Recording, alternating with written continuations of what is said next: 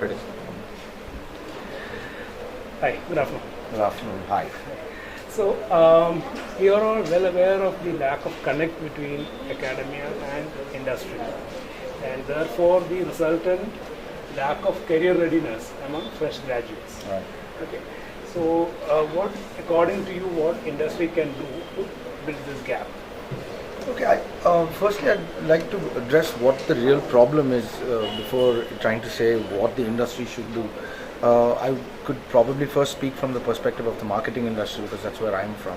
So typically, marketing is about doing things new, doing it in a way that you connect with consumers and catch their imagination and do things differently, right?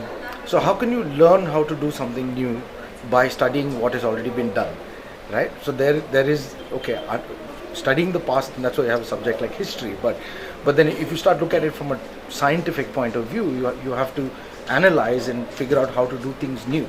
So one part is I don't think anyone is being taught to think. I think this is a problem with our country. We don't build leaders. We farm professionals. And I think that the ability to do anything new comes with the ability to think from a leadership point of view. So that, I believe, is the first disconnect, that we are not teaching people to think freely, to think fearlessly. It doesn't matter whether it's marketing or it doesn't matter which industry it is. I believe the need of the hour is to not what is the word? The sheep, Dolly the sheep. What did they do? It's to not just to mass produce humans with technical and educational capability, but to actually create people who can come up with solutions, be fearless enough to try and fail, and actually push things further.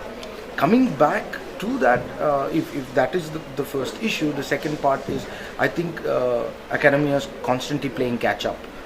At the time when, like 7 years back, there was no YouTube, right? Today you can't think of a life without YouTube. I mean, there are 5-year-old kids who just go to their dad's iPad and look for whatever they want because they know it's available on YouTube.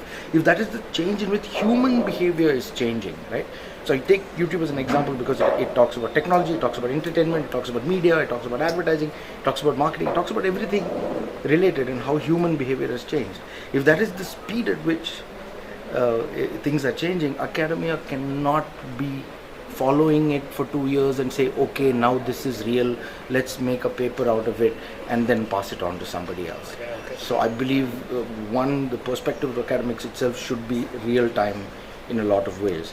I know people are providing laptops and iPads in schools and colleges, but that's not the key. I know there may be hundreds of challenges, and I'm not sure if I have the solution for it, but this is where I see is the problem.